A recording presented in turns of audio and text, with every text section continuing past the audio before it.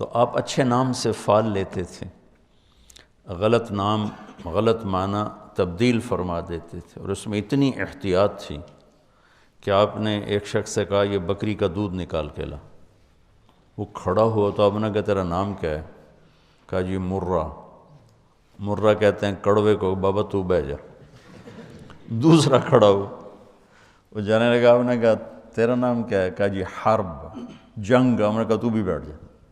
پھر ایک تیسرا کھڑا ہوا، آپ نے کہا تیرا نام کیا ہے؟ کہا جی یعیش، زندگانی۔ کہا تو جا، تو نکال کے۔ ایک سفر جہاد سے لوٹ رہے تھے، سامنے دو پہاڑ آ گئے، بیچ میں درہ۔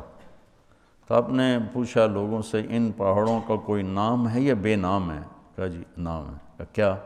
کہ اس کا نام فاضح، اس کا نام مخزی، ذلیل کرنے والا، بدنام کرنے والا۔ تو آپ نے وہ راستہ تبدیل کر کے پہاڑ کے اوپر سے لشکر کو لے کر آگے گئے، اتنی احتیاط فرماتے تھے۔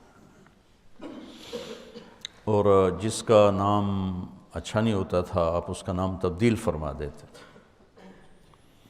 جب حضرت علی کے ہاں پیدائش ہوئی حضرت امام حسن کی، تو آپ نے فرمایا کیا نام رکھا ہے؟ کہا جی حرب۔ آپ کہا نہیں حسن۔ پھر حسین پیدا ہوئے تو آپ نے فرمایا کیا نام رکھا ہے؟ کہا جی حرب۔ حضرت علی کو تو میدان کے شاہ سوار تھے تو انہوں نے اپنے ذوق کے لحاظ سے نام رکھے۔ آپ نے کہا نہیں حسن، حسین۔ پھر آپ نے فرمایا کہ یہ دو نام جب سے نسل آدم چلی اللہ نے چھپا کے رکھے تھے میرے بچوں کے لیے، حسن اور حسین۔ اس لیے میں نے اپنے مدرسے کا نام رکھا الحسنین، دونوں نور کٹھے کر لوں۔